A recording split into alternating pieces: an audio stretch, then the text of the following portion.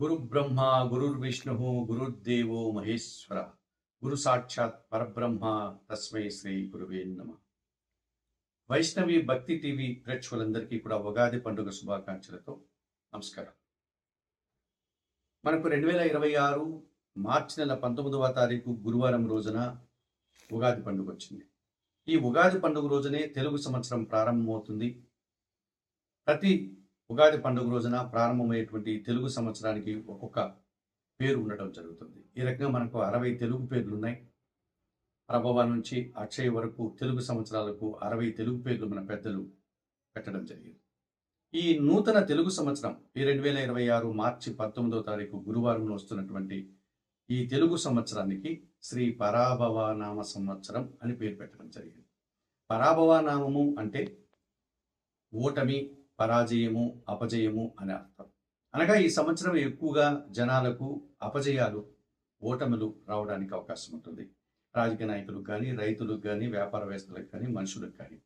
అయితే ఈ ఓటమి అనేటువంటిది మనం ఈ రకంగా సాధారణమైనటువంటి అర్థాన్ని స్వీకరించకుండా మనలో ఉన్నటువంటి దుర్మార్గమైనటువంటి లక్షణాలు ఏవైతే ఉన్నాయో, మనలో శత్రువులు, అంతఃశత్రువులు ఎవరైతే ఉన్నారో, ఈ అరిషడ్ వర్గాలు అని మన పెద్దలు చెప్పినటువంటి కామ, క్రోధ, లోభ, మోహ, మద ఆశ్చర్యాలు ఏవైతే ఉన్నాయో, ఈ అత్యాశ, కోపము, అహంకారము, అసూయ, ద్వేషము, ఇటువంటి ఈ అంతఃశత్రువులు ఆరింటి మీద మనము వాటిని ఓడించి విజయం సాధించాలి. అనగా మనం నీతిగా, నిజాయితీగా, నిగర్వంగా బతకాలి, మంచిగా బతకాలి.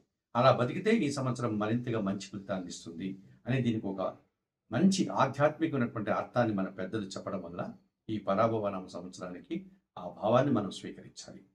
ఇక ఈ సంవత్సరం, ఈ నూతన తెలుగు సంవత్సరం పరాభవనామ సంవత్సరంలో దేవగురువు అయినటువంటి గురువు బృహస్పతి జూన్ 2వ తారీఖు వరకు మిథున రాశిలో సంచరిస్తాడు. ఆ తర్వాత ఆయన కర్కాటక రాశిలోనికి ప్రవేశిస్తాడు. కర్కాటక సంక్రమణం జరుగుతుంది గురువు జూన్ 2 నుంచి. అందుకే మనకు యమునా నదికి పుష్కరాలు కూడా రావడం జరిగింది. ఇక కర్మకారకుడైనటువంటి శని భగవానుడు మకర, కుంభరాశులకు అధిపతి అయినటువంటి ఈ శని భగవానుడు ఈ సంవత్సరం అంతా మీనరాశులనే సంచారం కొనసాగిస్తాడు. ఈ తెలుగు సంవత్సరం పూర్తిగా కూడా ఈ పరాభవ సంవత్సరం అంతా కూడా. అలాగే ఛాయాగ్రహాలైనటువంటి రాహుకేతువులంతా కూడా డిసెంబర్ 5 వరకు కుంభరాశిలో రాహువు, సింహరాశిలో కేతువు. డిసెంబర్ 5 తర్వాత కుంభరాశి నుంచి రాహువు మకర రాశిలోనికి తిరోగమనం పొందుతాడు. అలాగే సింహరాశిలో ఉన్నటువంటి కేతువు డిసెంబర్ 5 తర్వాత కర్కాటక రాశిలోనికి వెనుక తిరిగి ప్రయాణం చేస్తాడు. ఈ రకంగా రాహువు కుంభ, మకర రాశిలో ఈ సంవత్సరం అంతా ప్రయాణం చేస్తాడు. కేతువు సింహ, కర్కాటక రాశిలో తన ప్రయాణాన్ని కొనసాగిస్తాడు. ఇటువంటి పరిస్థితుల్లో 12 రాశుల యొక్క ఫలితాలు ఎలా ఉన్నాయి అని కనుక మనం పరిశీలిస్తే, ఆ సంవత్సరంలో మిథున రాశి వారి యొక్క వార్షిక ఫలితాలు. సహజంగా మిథున రాశి వారు ద్విస్వభావం కలిగినటువంటి రాశి వారు, తెలివైన వారు, సమర్థులు, సమయస్ఫూర్తి కలిగినటువంటి వారు. ఈ మిథున రాశి గురించి మనం మాట్లాడుకునేటప్పుడు మృగశిర నక్షత్రం 3, 4, 2 పాదాల వారు, ఆరుద్ర నక్షత్రం 1, 2, 3, 4 పాదాల వారు, పునర్వసు నక్షత్రం 1, 2, 3, 3 పాదాల వారు.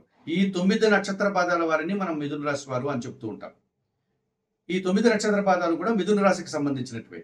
అటువంటి ఈ మిథున రాశి వారికి శ్రీ పరాభవ నామ తెలుగు సంవత్సరంలో ఆదాయం 8, వ్యయం 11, గౌరవం 1, అవమానం 7గా చెప్పడం జరిగింది. ఎన్ని కష్టాలు ఇచ్చినా, ఎన్ని గ్రహాలు ప్రతికూలంగా ఉన్నా మిథున రాశి వారు సమయస్ఫూర్తిలో దిట్టతనం కలిగిన వారు, సమర్థులు. ఈ కారణం చేత వారు ఎటువంటి సమస్యనైనా సొంత ఆలోచనలతో, తెలివితేటలతో లౌకికంగా వారు పరిష్కరించుకోగలరు. మరి ఈ మిథున రాశి వారికి శ్రీ పరాభవ నామ సంవత్సరం తెలుగు సంవత్సరంలో సప్తమ దశమాధిపతి అయినటువంటి గురువు ఈ సంవత్సరం అంతా అనుకూలంగా ఉన్నాడు. గురుబలం ఉంటే వీరు ఎంతటి సమస్యనైనా పరిష్కరించుకోగలుగుతారు మిథున రాశి వారు. గురువు వీరికి జన్మరాశిలో సంచరిస్తున్నాడు. జూన్ 2 తర్వాత ఆయన ద్వితీయ భావంలో నుండి కర్కాటక రాశిలోకి ప్రవేశిస్తాడు. ఈ రకంగా ఈ మిథున రాశి వారికి జన్మరాశిలోనూ ద్వితీయ భావంలోనూ గురువు పూర్తిగా సహకరిస్తున్నాడు. జన సహకారం బాగుంటుంది. సమాజంలో గౌరవ మర్యాదలు అందుకుంటారు. విద్యార్థులకు మంచి ఫలితాలు వస్తాయి. జీవిత భాగస్వామి విషయంలో కానీ, వ్యాపార భాగస్వాముల విషయంలో కానీ సానుకూలత ఏర్పడుతుంది. గౌరవ మర్యాదలతో పాటు ఆర్థికంగా కూడా బలపడతారు. మంచి వీరు చేసే ప్రతి పనికి కూడా గుర్తింపు లభిస్తుంది. ఇక అష్టమ భాగ్యాధిపతి అయినటువంటి శని భగవానుడు ఈ సంవత్సరం అంతా దశమ భావంలో, కర్మభావంలో సంచరిస్తున్నాడు. దశమ భావంలో శని సంచరించినప్పుడు పనికి కారకుడు, వృత్తికి కారకుడైనటువంటి ఈ శని వృత్తి స్థానంలో సంచరిస్తున్నాడు కనుక వృత్తి ఉద్యోగ వ్యాపారాల్లో వీరికి మంచి అవకాశాలు వస్తాయి. పనిభారం పెరుగుతుంది.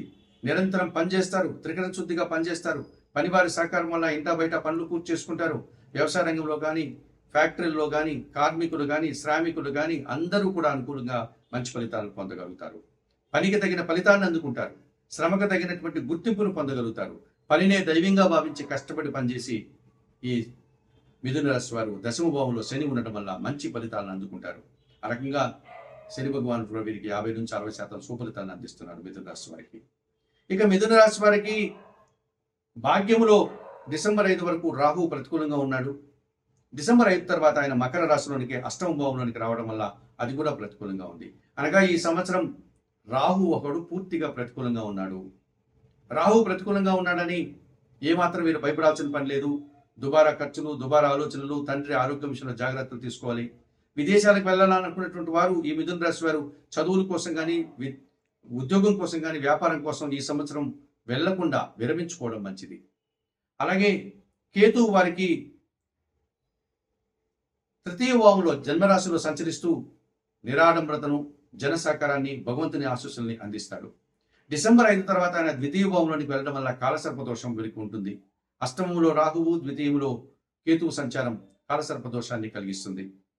మరి ఈ మిథున రాశి వారికి తృతీయాధిపతి అయినటువంటి సూర్య భగవానుడు ఈ ఉగాది నుండి మే 15 నుంచి 2 నెలల పాటు దశమ లాభభావంలో సంచరిస్తాడు. అధికారుల అండదండలతో అభివృద్ధిని సాధిస్తారు.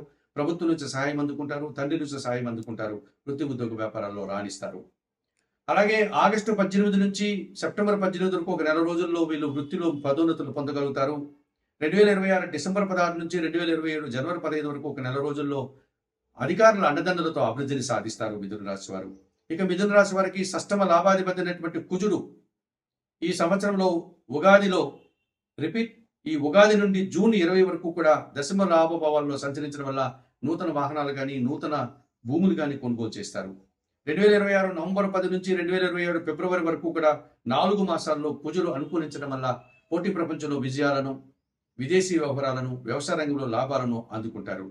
ఇక మిథున రాశి వారికి ఈ మిథున రాశ్యాధిపతి మరియు చతుర్థాధిపతి అయినటువంటి కన్యా రాశికి అధిపతి అయినటువంటి బుధుడు ఈ సంవత్సరం చాలా వరకు అనుకూలంగా సంచరిస్తూ ఆర్థికంగా వీరికి బలాన్ని చేకూరుస్తాడు. వీరి మాటకు విలువ పెరుగుతుంది. కుటుంబంలో సంతోషకర వాతావరణం నెలకొంటుంది. సమాజంలో గౌరవ మర్యాదలు కూడా అందుకోగలుగుతారు. అయినప్పటికీ ఈ మిథున రాశి వారు ఈ శ్రీ పరాభవ నామ సంవత్సరంలో డిసెంబర్ 5 తర్వాత వీరికి ద్వితీయములో కేతు, అష్టమంలో రాహు సంచరిస్తున్నాడు కనుక శ్రీకాళహస్తీశ్వర ఆలయానికి వెళ్ళి అక్కడ ఉన్నటువంటి వాయులింగేశ్వర క్షేత్రాన్ని దర్శించండి. జ్ఞానప్రసన్న అమ్మవారిని దర్శించండి. అక్కడ దక్షిణామూర్తికి అర్చనాది కార్యక్రమాలు నిర్వర్తించండి. ఆ ఆలయంలో నిర్వహించే రాహుకేతు పూజలు మీరు పూర్తి చేసుకొని రండి డిసెంబర్ 5 తర్వాత. అలాగే దశమంలో శని వీరికి అనుకూలించినప్పటికీ మీరు శనివారం రోజు శివునికి పాలాభిషేకం నిర్వర్తించండి. గురువు పూర్తిగా అనుకూలిస్తున్నాడు. అయినప్పటికీ కూడా ఒక్కమారు మీరు దక్షిణామూర్తిని దర్శించండి. దక్షిణామూర్తి శ్లోకాలు చదువుకోండి. ఈ రకంగా మిథున రాశి వారు చెప్పినటువంటి పరిహారాలన్నీ కూడా స్వీకరిస్తూ, చెప్పిన మాటలంతా కూడా స్వీకరిస్తూ, పరిహారాలంతా పాటిస్తూ ఈ నూతన తెలుగు సంవత్సరంలో మరింతగా అభివృద్ధిని పొందాలని, ఆయురారోగ్యాలతో ఆర్థిక అభివృద్ధిని పొందాలని మనస్ఫూర్తిగా కోరుకుంటూ సర్వే జన సుఖినో భవంతు.